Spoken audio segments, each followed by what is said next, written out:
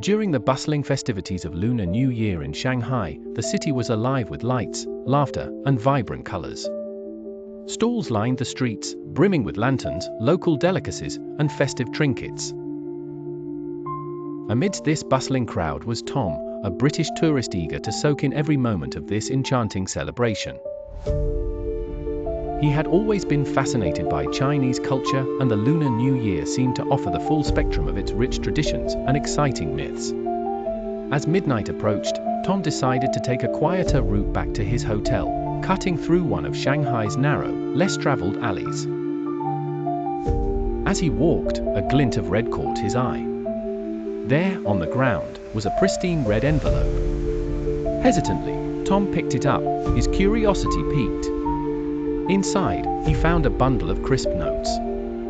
He looked around, the alley was deserted. It seemed like an unexpected fortune had found its way to him.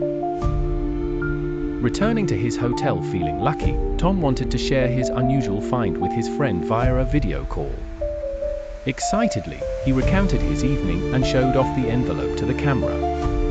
"It's red, just like the ones they give out for the new year here, but no one was around," he explained. His friend cautioned him, reminding him of superstitions and rituals surrounding such gifts. But Tom, ever the skeptic, laughed it off. That night, Tom found himself unable to sleep. The room was stifling, and an unshakable feeling of dread began to creep over him. He dismissed it as jet lag. As he lay staring at the ceiling, strange sounds echoed in the room, whispers, indistinguishable at first, then more pronounced and chilling. Suddenly, his phone buzzed, the screen flickering to life of its own accord.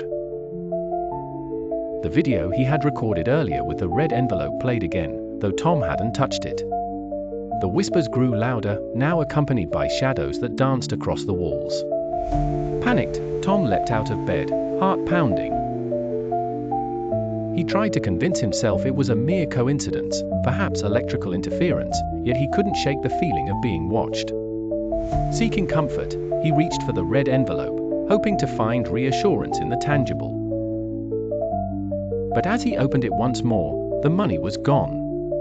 In its place were slips of blackened paper etched with eerie symbols. The whispers crescendoed into furious demands, ominous and impending. They called for payment, not in currency, but something far more dear, his soul. At that moment, Tom felt a freezing chill envelope his body. Shadows coiled around him like serpents, and his mind was flooded with a million chaotic images, each more terrifying than the last. Faces contorted in agony appeared before him, screaming for salvation, eyes hollow yet pleading. Desperate, Tom scrambled back, seeking refuge anywhere from the nightmare unfurling before him. The hotel room door seemed impossibly far as the walls closed in. Yet rational thought clawed its way back, a realization or a desperate hope that he might find a way to pass on the cursed envelope. With no time to lose, Tom dashed through the street seeking another secluded alley.